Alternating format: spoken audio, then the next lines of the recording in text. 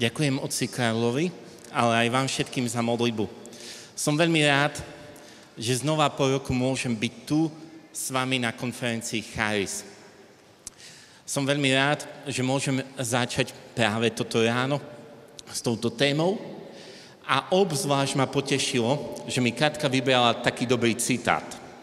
Rímanom 15. kapitolu 13. verš. Prečo? Lebo Raniero Cantalamessa, bývalý pápežský kazateľ, kardinál, vo svojom poslednom príhovore, keď mal poslednú takú sériu príhovorov predtým, ako rezignoval z tejto služby, práve počas pôstneho obdobia v roku 2024, tak sa venoval aj tomuto citátu. A v jednom zo svojich príhovorov povedal, že tento verš je definíciou Boha ako Boha nádeje. Náš Boh je Bohom nádeje.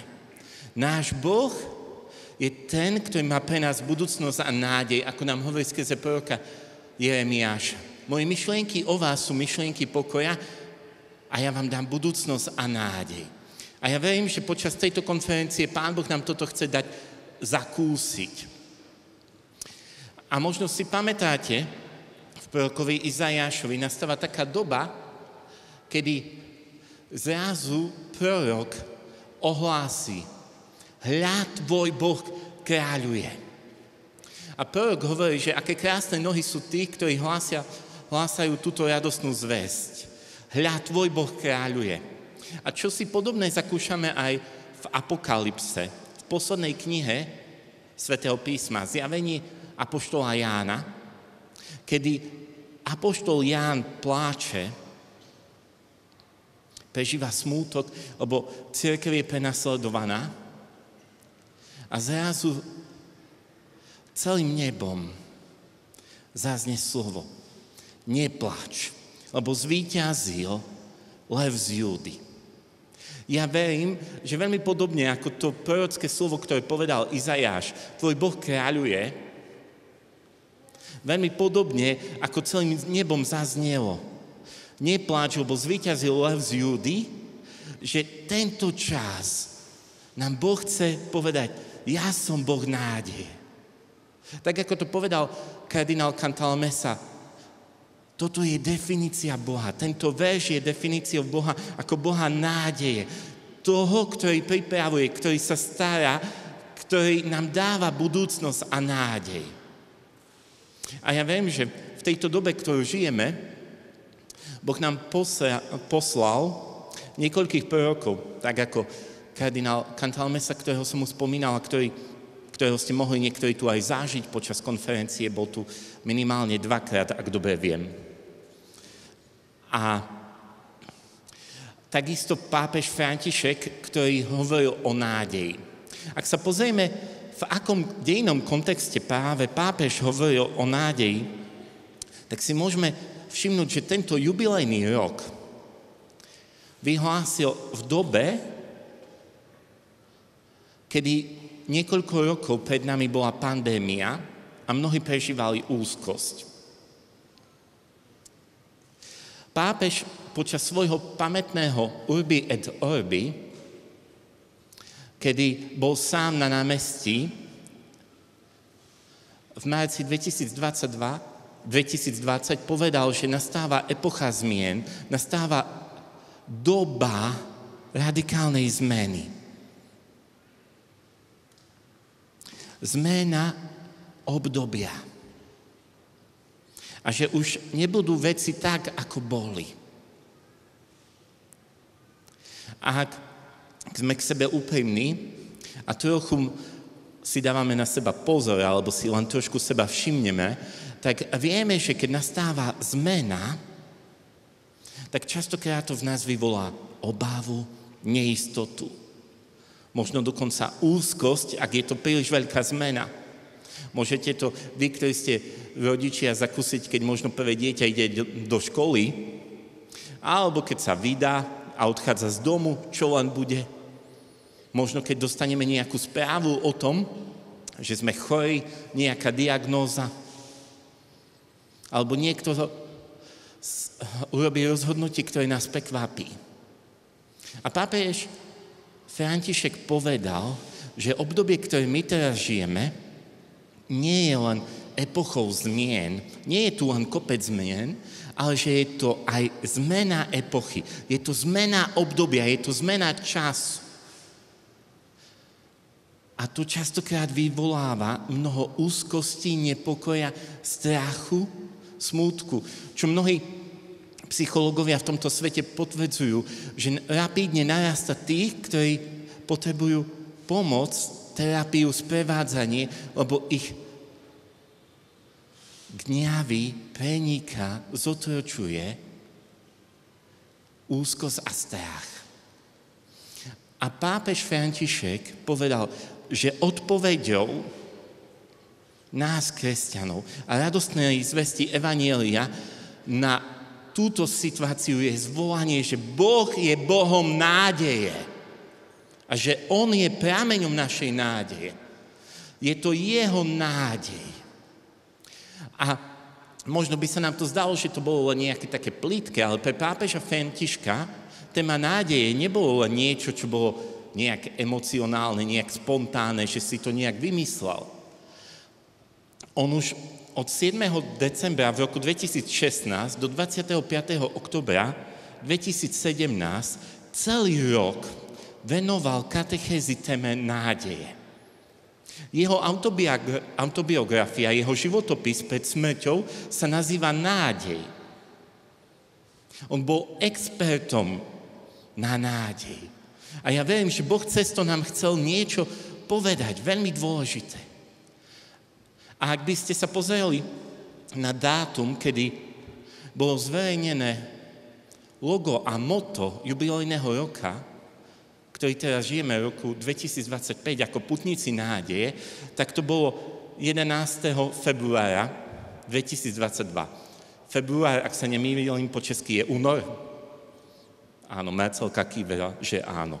Takže 11. února. A to znamená, viete, čo je vtedy? Je to Svetový deň chorých. A pápež hovorí, že na prežívanie bolestí, choroby, utrpenia je odpoveďou nádej. Preto to nie je len nejaká téma, ktorá by mohla byť modná, lebo je len jubilejný rok. Jubilejný rok je milostivý čas, kedy Boh nás chce preniknúť, voviesť do slobody a toto slovo nádeje je, ktoré nás má zodvihnúť, posunúť, darovať nám milosť obrátenia a vrátiť novú dynamiku nášmu životu a priniesť a otvoriť sa na spásu pre celý tento svet. Áno, list Rímanom, ako som povedal, Páter Cantalame sa nazýva definíciou Boha ako nádeje, práve tento verš. Ale, ako sa na vás tu všetkých pozerám, tak takmer každý z vás je už expert. Koľký z vás sú tu už viac ako 10 rokov? Super. Asi by som mal ísť dole z podia. Ja som tu druhýkrát. Ja som tu bol tajne, čiže tretíkrát. A ako experti viete, koľkokrát Ježiš vo svojich evanjeliách hovoril o nádeji? Nič. Raniero Cantalamessa hovorí, že a skúmal to, že naozaj Ježiš nepoužil slovo nádej. Hovoril o viere, hovoril veľmi veľa o láske, že máme milovať nepriateľov, že máme odpúšťať. Viera premáha svet, ak by sme sa pozreli do celého Janovho evanjelia, ale skúste nájsť slovo nádej v Ježišových ústach. V niektorých prekladoch sa nájde jedno, v Janovom evanjeliu, ale Ježiš nehovorí o nádeji. Hovorí o tom, že máme dôverovať, čo je tiež princíp nádeje, ale nehovorí a nepoužíva toto slovo. A už ste sa niekedy zamýšľali nad tým, že prečo?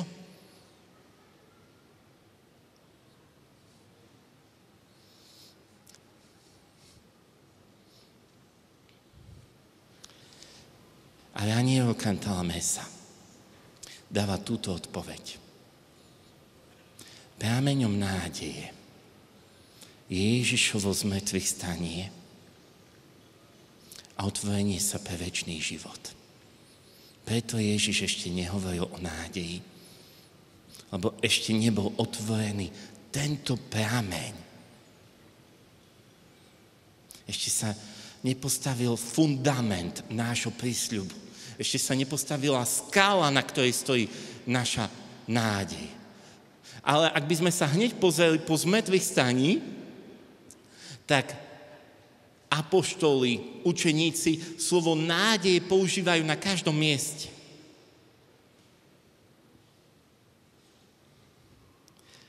Prvý list Petra, 1. kapitola, 3. a 4. verš nám hovorí: Nech je zvelebený Boh a Otec nášho Pána Ježiša Krista, ktorý nás vo veľkom milosrdenstve vzkriesením Ježiša Krista z mŕtvych znovu zrodil pre živú nádej, pre neporušiteľné, nepoškvrnené a nevednúce dedičstvo. Ono sa uchováva pre vás v nebi. Ak naozaj máme vieru v Kristovo zmrtvých stanie, prejavuje sa to tým, že sa stávame ľudom nádeje. Stávame sa mužmi a ženami nádeje. Vzkriesením Krista nás Boh vo svojom veľkom zmrtvých staní znovu zrodil pre živú nádej. Nádej, ktorá nám dáva život a nádej, ktorá dáva život ostatným. Lebo brána večnosti bola otvorená. Ježišov kríž a jeho zmrtvých stanie nám hovorí, že posledné slovo v našom živote nemá hriech, nemá smrť, nemá beznádej, nemá úzkosť ani smútok. Ale že máme domov. Nech sa vám srdce nevzrušuje. Idem vám pripraviť miesto. A toto je naša nádej. A tak, ako ju nazýva list Hebrejom, je to kotva. Ale ak loď, ktorá je v mori, nemá byť unesená prúdom, tak kotva nemôže byť hodená do vody. Musí byť hodená mimo vody, na dno. A tak isto, ak my máme prežiť v tejto dobe zmien, úzkosti, nepokoja, naša kotva nemôže byť len v tomto svete, ale je za oponou svätyne svätých, ktorú otvoril Kristus svojou smrťou a zmrtvých staním. Naša nádej sa upiera na Neho. Tam je prameň našej nádeje. Tam je žriedlo našej nádeje.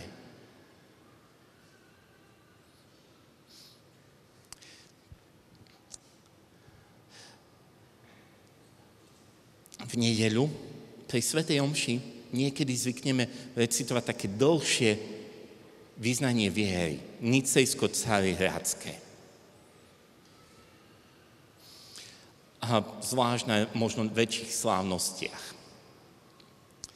A práve, ak si ho spomínate, poznáte ho, tak vyznávame vieru vo všetko možné, čo je pravdou našej viery, na všetky dogmaty. Vyznávame vieru v jedného Boha v troch osobách. Vyznávame vieru, že Ježiš že Boží syn sa stal človekom, zomrel a stal z mŕtvych. Vyznávame vieru v Ducha Svätého, v odpustenie hriechov. Ale očakávame vzkriesenie mŕtvych a život budúceho veku. Očakávame. Toto sloveso nám hovorí o nádeji. O tom, že potom túžime, že to čakáme. Kvôli tomu, že Kristus stál z mŕtvych, prvotina zosnulých, my máme nádej na večnosť. My máme nádej. Očakávať, tomu veľmi dobre rozumiete ženy, ktoré ste matkami. Keď už ste boli v 7. mesiaci tehotenstva, tak už viete, čo to znamenalo očakávať deň pôrodu. Ako ste veľmi potom túžili. Ako ste sa toho nevedeli dočkať. Niektorí kývajú hlavou veľmi silno. A takto my máme očakávať, takto my máme túžiť po Ježišovom druhom príchode. Jeho nádej, naša nádej vychádza z toho, že on sa vráti, lebo porazil smrť, porazil hriech, žije na veky a dáva nám prisľúbenie, že môžeme žiť s ním. No, v katolíckej cirkvi, keď častokrát hovoríme o druhom príchode Ježiša Krista, tak skôr to vyvoláva úzkosť. Že aké všetky vojny prídu, aký bude koniec sveta, aké choroby budú. A už Augustín pred 16. storočiami sa pýtal svojich spoluveriacich, aká je to láska milovať Krista a báť sa, že príde. Aká je to láska milovať Krista a báť sa, že zrazu sa vráti. Ak sme jeho nevesta, ak naozaj sme zaľúbení, tak túžime potom. Vy, ktorí ste sa oženili alebo vydali, skúste si spomenúť na to, ako ste očakávali deň svadby. Áno, kde si mohol byť rešpekt, kde si mohla byť obava, že či sa nezašpinia biele šaty, mohla byť obava, že či koláče sa neroztopia, keď bude horko, alebo že či sa náhodou niekto príliš neopije na tej oslave a nebude to príliš divné. Ale ak ste boli nevestou a ženichom, báli ste sa, že príde deň svadby? Báli ste sa, že a túžili ste, nech to sa oddiaľuje čo ďalej. Ešte taký rok, 2, 3, 5, 10, 15. A my sme nevesta. My sme Kristova nevesta, ktorá má túžiť po jeho príchode, ktorá očakáva jeho príchod. Aká je to láska, keď sa bojím, že príde? Drahí bratia a sestry, táto nádej nás oslobodzuje zo strachu, zo smrti. Tak, ako to napísal autor listu Hebrejom, že tým, že Ježiš stál z mŕtvych, oslobodil nás zo strachu, zo smrti, ktorá zotročovala ľudstvo. Prvotná cirkev bola svedectvom toho, že mladé jednoduché ženy, ako Perpetua a Felicita, mučeníčky, sa nebáli odovzdať život pre vieru. A mnohí ľudia, keď videli ich svedectvo, ako odumierajú, ako zomierajú mučeničky, mladé dievčatá, tínedžerky, tak si povedali, na tej viere musí byť niečo. Zrazu, ak máme túto túžbu stretnúť sa s Kristom, ľudia sa obrácajú, lebo máme slobodu od strachu zo smrti, strachu z beznádeje a z ničoty. Toto je nádej, ktorú nám Kristus z mŕtvych stály dáva. A Augustín hovorí, aká je to láska, ak sa bojím, že príde. Nemilujem viacej svoj hriech. A ja sa odvážim spýtať sa ešte to ináč. Nie som viac zameraný na svoj hriech. Drahí bratia a sestry, je dôležité vnímať svoj hriech, je dôležité skúmať svoje srdce. A to zajtra bude na to špeciálny deň tu na konferencii, kedy bude príležitosť pristúpiť ku sviatosti zmierenia. Ale nádej robí, že zameráme sa nie na svoj hriech, na svoju biedu, že v centre nášho života nie je adorácia hriechu, ale adorácia zmŕtvych stáleho Krista. Je to zmena fokusu. A preto, že som zaľúbený do Neho, zrazu zanechávam svoj hriech. Ak budeme stále sa vrtať a špetať v svojom hriechu, skôr či neskôr si hodíme slúčku. Možno nie hneď fyzicky, ale zlomíme palicu nad sebou. Ale ak budeme zameraní na Krista, na to, že on nás čistí, lebo on si chce pripraviť svoju nevestu, tak zrazu oveľa jednoduchšie budeme odolávať hriechu. A na inom mieste Augustín hovorí, že máme mať strach z Boha a z jeho príchodu. Ale to je to, čo nazýva cirkev dar Ducha Svätého, bázeň pred Pánom. A Augustín to hovorí tak. Bojím sa, aby Pán neprišiel a ja som si to nevšimol.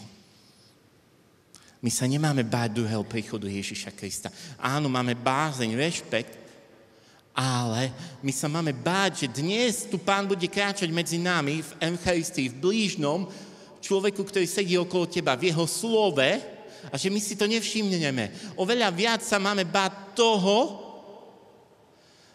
že nám Kairos, tento milostivý čas, prejde pomedzi prsty. Nie, že Pán príde, ale že si to nevšimneme. A keď takto budeme naplnení darom bázne, tak zrazu budeme plní očakávania jeho príchodu. A nebudeme žiť zo strachu, zo smrti, ale v očakávaní skriesenia mŕtvych a život budúceho veku. A či toto nepotrebuje tento svet? Uprostred tejto zmeny epochy, uprostred tohto chvenia. Ľudí, ktorí uprostred toho všetkého, kde sa všetko chveje a trasie, majú kotvu, ktorá ide a za oponu. Kristové zmrtvých stanie. Ale ako hovorí pápež Benedikt XVI vo svojej encyklike Spes Salvi, nádej spásy. Táto radosná zvesť o nádeji nie je len nejakým snom, nie je len niečo, čo patrí do budúcnosti. Ale ono pretvára prítomnosť. Ja sa odvážim to zacitovať a potom to trochu okomentujem. Takže ak nebudete rozumieť mojej slovenčine a aj všetkým tým slovám, nevadí. Ale Benedikt XVI tak hlboko vystihol v tomto, to je jeden z mojich najobľúbenejších veršov od pápeža Benedikta XVI. V tomto úryvku tejto encykliky Spes Salvi, to, čo chcem povedať, že musím to zacitovať. Môžeme teda povedať, že kresťanstvo nebolo len radostnou zvesťou, oznámením dovtedy neznámych pravd. V našom slovníku by sa mohlo povedať, že kresťanské posolstvo nebolo len informatívne, ale aj performatívne. To nie sú slovenské slovíčka. Ak tomu nerozumiete, to nie je môj problém. To znamená, že evanjelium nie je len oznámením vecí, ktoré možno vedieť, ale vytvára skutočnosti, ktoré menia život. Temná brána času v budúcnosti sa roztvorila do Korán. Kto má nádej, žije inak. Bol mu darovaný nový život. Pápež Benedikt v tomto verši, v tomto úryvku zo Spes Salvi hovorí, že evanjelium nie je len nejaká informácia a nie je len nejaký prísľub budúcnosti v tom slova zmysle, že čakajte, pripravte sa. Ale kto zakúsil a vstúpil do tejto nádeje, tak zrazu sa premieňa jeho prítomnosť. Kto upriem zrák na Kristovo zmrtvých stanie, na večnosť, na to, že máme pripravené miesto v dome Otca, má schopnosť žiť ináč. Lebo temná brána času sa roztvorila do Korán. A zrazu prítomnosť sa ináč tvorí. To je milosť nádeje, že zrazu kto má tento pohľad upriamený na Krista, je schopný odpustiť. Zrazu je schopný milovať. Zrazu kontemplácia zmrtvých stáleho Krista nám dáva silu meniť prítomnosť. Kto má nádej, žije inak, lebo mu bol darovaný nový život. Nádej nie je únik od reality a od prítomnosti. Nádej nie je nejaké zasnívanie. Nádej je pozrite sa na realitu, na prítomnosť Božej perspektívy. Tak ako keď prídete vy, naši bratia Česi, do vysokých Tatier a zrazu sa pozrite z týchto kopcov, vrchov a máte úplne inú perspektívu. Nádej je pozrieť sa na život úplne z inej perspektívy. A nádej je ako pupočná šnúra, ktorá nám dáva živiny. Tak ako keď dieťa je v lone matky a má prežiť, potrebuje príjmať živiny cez pupočnú šnúru. A toto platí aj u nás. Ja viem, že keď ste sa ráno pozreli do zrkadla, už zase sa idem hýbať, to bude pre kameru zle, musím ostať na mieste. Viem, že keď ste sa dnes ráno pozreli do zrkadla, tak to nevyzeralo tak,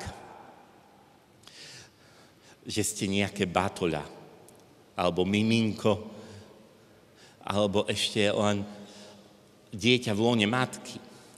Ale my všetci ešte sa ideme len narodiť. Narodiť pre nebo. Naše práve narodenie je, keď budeme odovzdávať svoju dušu v deň smrti. Tento čas my stále sme ešte len v lone matky cirkvi. A my potrebujeme prijímať živiny. A nádej je touto pupočnou šnúrou. My sa ideme narodiť pre nebo. A aby sme mohli vojsť do večnosti, aby sme naozaj mohli to, čo vyznávame v tom nicejskom carihradskom vierovyznaní, že očakávame vzkriesenie mŕtvych a život budúceho veku. Potrebujeme prijímať tieto živiny. Toto je milosť nádeje.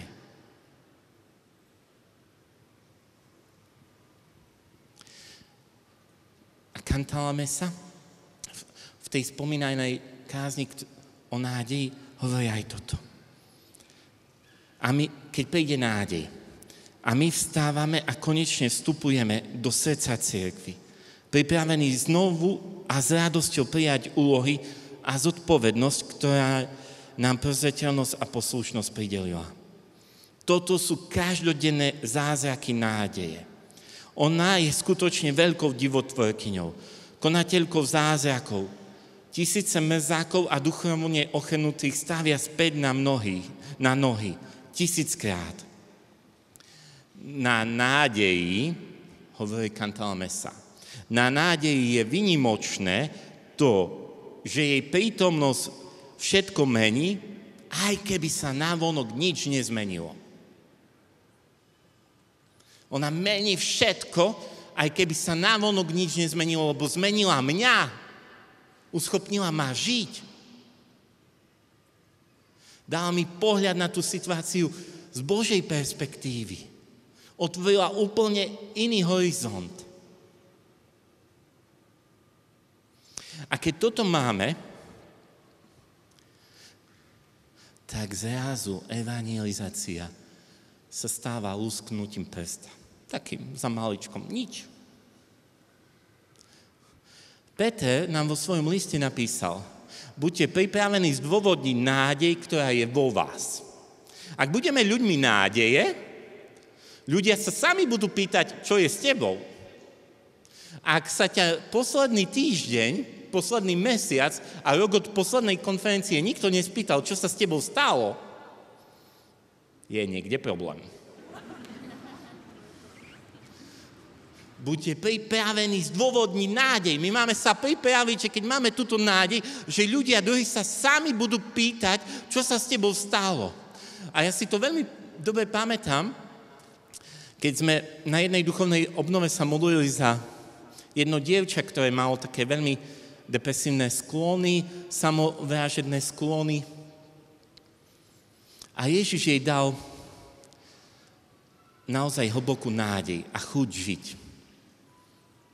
A ona nikdy nevedela, mala vždy takú túžbu evangelizovať svojich rodičov, ale nevedela, že ako by to malo spraviť. Po tej modlitbe ona sa vrátila domov a zdalo sa, že sa nič nezmenilo, ale ona začala chodiť taká usmievavejšia a išiel pol rok a po pol roku sa jej rodičia spýtali: Peťa, čo sa s tebou stalo? Ty už pol roka zdvíhaš žalúzie ráno. Tu už nie je temnota. Čo sa s tebou stalo? A ona si to ani neuvedomila. Tá modlitba, Ježiš Kristus ju zmenil natoľko, že ráno zdvihla žalúzie, ktoré mala dovtedy vždy spadnuté. A jej rodičia uverili v Krista. Lebo videli, ako ju premenil. Toto je nádej. Buďte pripravení zdôvodniť nádej. My by sme sa mali zamýšľať nad tým, že ako hneď poviem svedectvo, ak mám nádej, ľudia sa na to budú pýtať. Budú vidieť, že sme zvláštni, divní. Ale to sa nedá zahrať. To je premena znútra. To je to, čo zažili apoštoli, keď stretli z mŕtvych stáleho Krista. Toto je to, keď náš základ, náš fundament sa stáva z mŕtvych stály Kristus. Keď Boh je pre nás Bohom nádeje, ako to hovorí list Rímanom 15. kapitola 13. verš. A tento verš nám aj hovorí o tom, odkiaľ môžeme túto nádej ďalej čerpať. Z moci Božieho ducha. Nádej je teologálna čnosť, je to milosť Ducha Svätého. Kde prichádza duch, tam je nádej.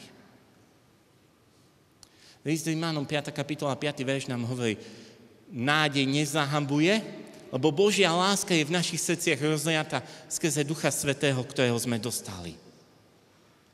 Keď sa vylieva Božia láska do nášho života, prejavuje sa to tým, že zrazu sme ľuďmi nádeje. A naopak, ak sa pozrite na starozákonné proroctvo z Ezechiela, z 37. kapitola o suchých kostiach, tak tam, kde chýba duch, je smrť a tieto kosti hovoria: zoschli nám kosti, odumrela nám nádej. Bez nádej je smrť. Bez nádej je peklo. Známy klasický spisovateľ Dante Alighieri vo svojej boskej komédii nad bránu pekla napísal: vy, čo vstupujete, zanechajte všetky nádeje. Bez nádeje je smrť. Bez nádeje je peklo. Naopak, keď prichádza Boží duch, duch, ktorý oživuje, duch, ktorého nazývame oživovateľ, tak dáva nový život, dáva budúcnosť a nádej. Ak nám chýba Boží duch, ak nám chýba nádej, je čas na ňo zavolať. Aby zavial tak, ako od 4 strán v prorokovi Ezechielovi a oživil suché kosti a oživil našu nádej. My si to nevyrobíme. My si nádej nevyrobíme. Ale môžeme sa na ňu otvoriť a prijať. Môžeme volať ducha, aby nám ju daroval. Môžeme volať ducha, aby upriamil na zrak na zmrtvých stáleho Krista. Môžeme prijímať tento dar.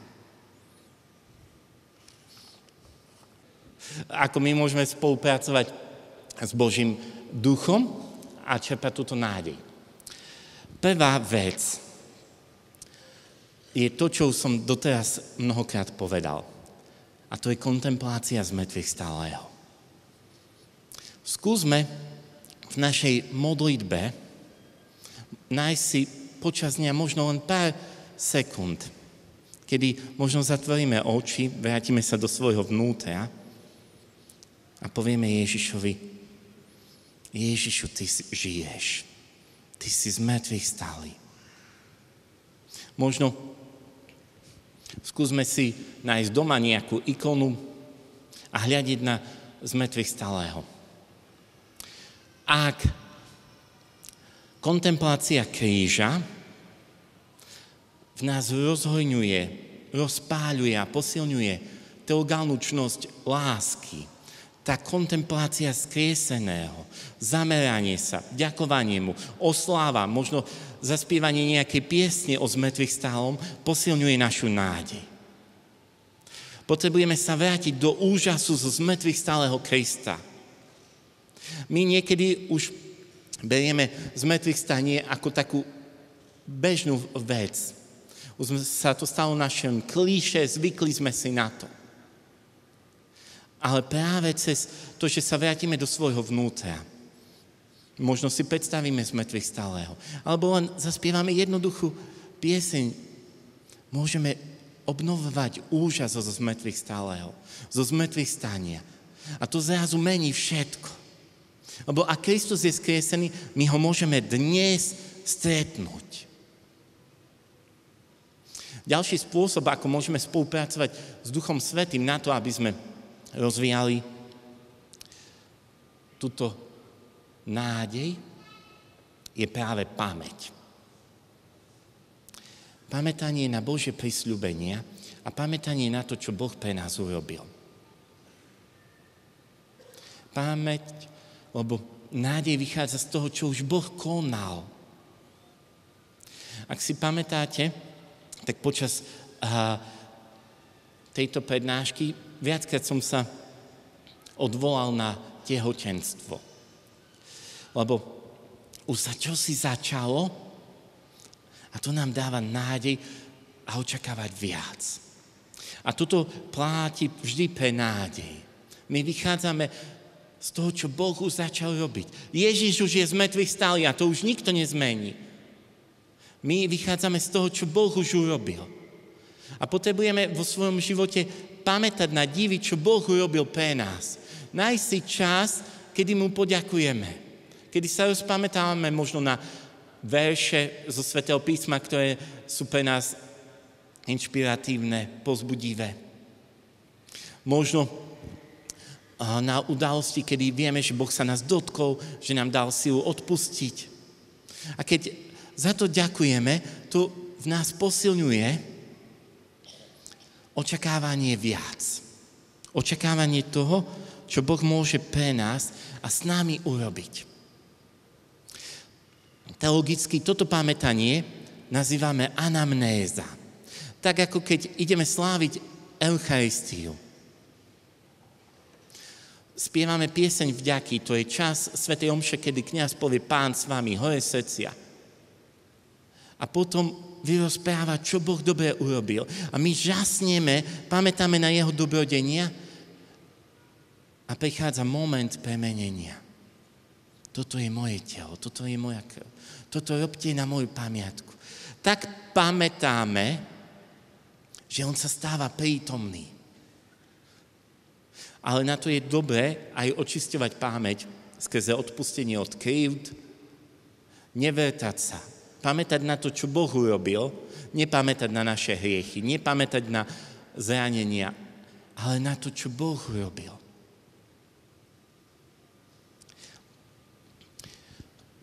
Ďalším spôsobom, ako môžeme posilňovať túto a spolupracovať s nádejou, je, keď vystúpime zo komfortnej zóny.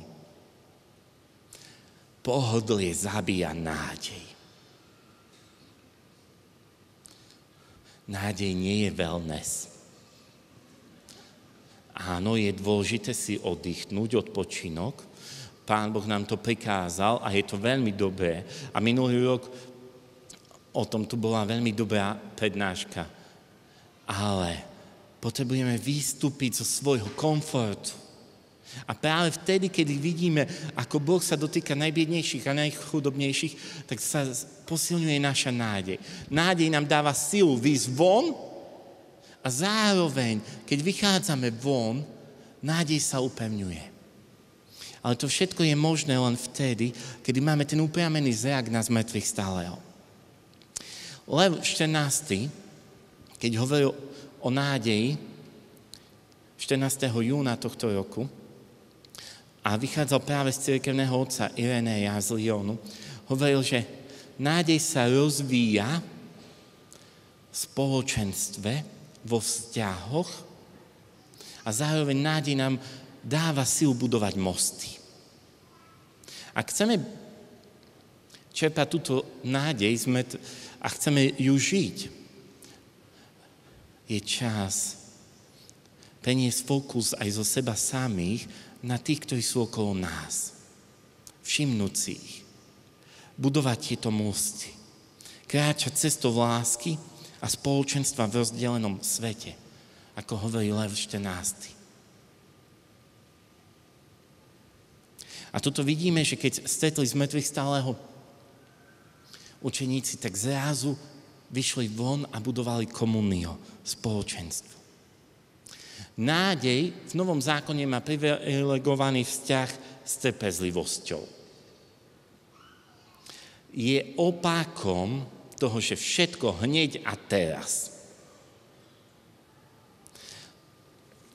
A formuje nás na to, aby sme dokázali žiť dnešok. Ak chceme žiť nádej, je dôležité žiť aj prítomnosť. Čo to znamená? Kierkegaard, keď hovoril o oslobodení z otroctva, a v tej dobe to bolo gemberstvo, hranie kociek, tak zvykol hovoriť tento dánsky filozof. Ak si dnes povieš, že len dnes si zahrám kocky a zajtra už nie, tak si prehral. Otroctvo zvíťazilo. Ale ak si povieš, že dnes si nezahrám kocky a zajtra ich budem hrať, tak ty si zvíťazil nad otroctvom. Ak si dnes povieš, že dnes sa pomodlím, stáva sa človekom modlitby. Ak povieš, že zajtra sa budem modliť, si človekom, ktorý hovorí o modlitbe. Ak dnes si povieš, že vyjdem von a budem milovať niekoho, stáva sa človekom, ktorý začína žiť nádej. Keď si povieš, že zajtra to urobím, hovoríš o nádeji. Dnes. Ján 23., svätý pápež, hovoril, že dnes budem dobrý. Včera som to už nie je v mojich rukách a zajtra je v Božích. Dnes. Trpezlivosť a schopnosť čakať. Nádej nám dáva odvahu čakať, neuponáhľať veci. A ona je spojená práve s tým správnym oddychom, so slávením šabatu, slávením nedele. Predstavte si Máriu Magdalénu, ktorá išla spolu so ženami v nedeľu ráno ku hrobu. Mala v sebe tú dynamiku, ktorú vy častokrát ženy máte, že hneď, ideme. Ale keby neslávila šabat, stretne mŕtvého Krista. Keby tam prišla v sobotu, v šabat, v sobotu, keby neslávila, stretne mŕtvého Krista. Schopnosť čakať, schopnosť oddychovať, schopnosť byť v správnom čase na správnom mieste, posilňuje našu nádej a dáva nám sílu žiť a stretávať z mŕtvych stáleho Krista.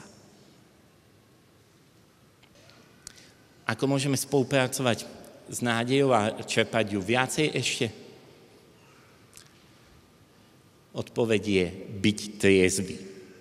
To teraz neznamená, že nemáte piť. Vy, ktorí ste tu boli minulý rok, počuli ste moje svedectvo. Ale byť triezvy znamená mať reálnu predstavu o svete. Prvý list Petra nám hovorí, že bdejte a buďte triezvy, lebo nepriateľ chodí a hľada koho zožere. Akože také slovo chcú povedať s mojou väčšovou vadou. Střízlivý. Akože toto, ďakujem veľmi pekne. Střízlivý. Neviem, či ste rozumeli viacej slovenský alebo český. Už zaspávate, to je jedno. Ale aby som vás trochu prebudil. Čo znamená byť střízlivý alebo triezvy? Sme tu na charizmatickej konferencii. Predstavte si, že do pekla sa dostane katolík, protestant a charizmatik. Protestant povie, no, dostal som sa do pekla. Slovenský katolík povie, dostal som sa do pekla. A charizmatik, cítim silu, vidím dym, ale chvála ti, Pane.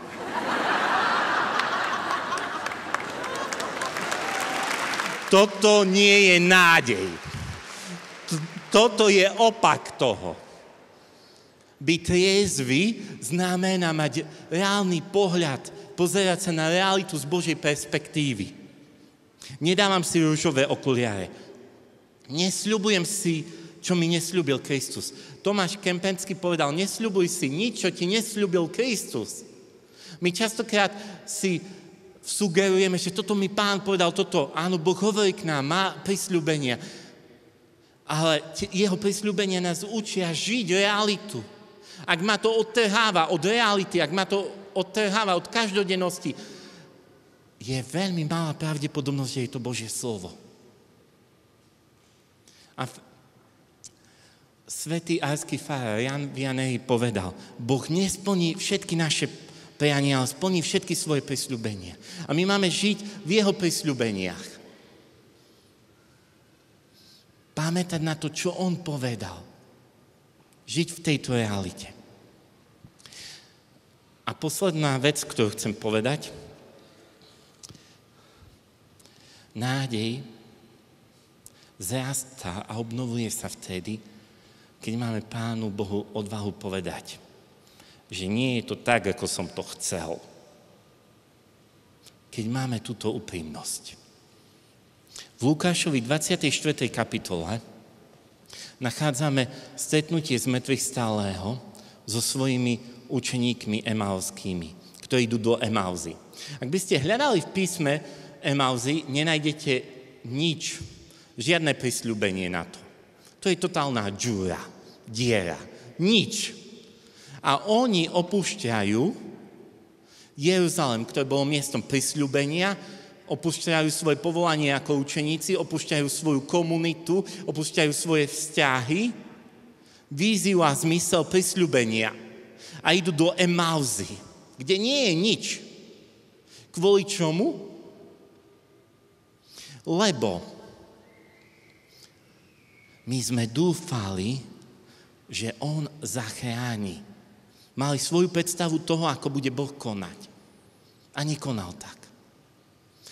A ľudia, ktorí sú sklamaní, zahorknutí, a my máme na to právo, pozrite, Ježiš, prichádzaj k ním. To nie je, že nejaká vyčítka. To je radostná zvesť, že Pán vie, že my častokrát máme svoje vlastné plány, svoje vlastné predstavy a aj tak nás neodmieta. Ale týmto ľuďom radostná zvesť o zmrtvých staní nespôsobuje radosť a pokoj. Emauskí učeníci hovoria, ženy nám aj povedali, že ten Ježiš asi vstal z mŕtvych. Ale nás to naľakalo. Nám to spôsobilo len strach.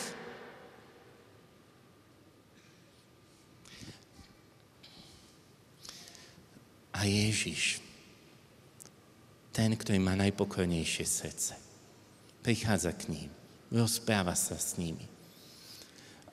A povie verš, ktorý je môj najobľúbenejší v písme. A čo? A čo sa stalo? A oni mu povedia, ty si asi jediný cudzinec, ktorý nevie, čo sa stalo. A on, a čo? Viete, keď Židia vám povedia, že ste jediný cudzinec, to vám hovoria, že ty si úplne mimo. Ty si úplne mimo. Byť cudzincom pre Židov to nie je, že asi trošku tomu nerozumieš, ale ty si úplne crazy. Totálny debil. Úplne mimo si. Toto. A prichádza Pán Ježiš s totálnou pokojou a sa ich spýta, a čo? No nebolo to tak, ako som to chcel. A vtedy nastáva proces uzdravenia. A viete, Ježiš bol jediný na celej zemi, ktorý naozaj vedel, ako nastalo to zmrtvých stane. My dokonca pri počatí bola Mária ako žena. Pri zmrtvých staní nemáme vedomosť, že by tam bol žiaden človek. Nikto. Iba pravý Boh a pravý človek Ježiš Kristus. On je jediný, ktorý naozaj vie, čo sa stalo. On jediný stal z mŕtvych. On premohol smrť. Žije na veky, ale je natoľko pokorný, že sa ťa pýta, a čo sa stalo, že blúdiš? Čo sa stalo, že v tvojom živote strach? Čo sa stalo, že nie je nádej? Čo sa stalo, že opúšťaš prisľúbenie? Že opúšťaš svoje spoločenstvo? Ak má byť obnovená nádej, je čas vyrozprávať Ježišovi svoj príbeh. On ťa chce počuť. On je natoľko pokorný, že aj keď mu povieš, že si ma sklamal, on ťa neodmietne. Naopak, obnoví v tebe nádej. Vďaka.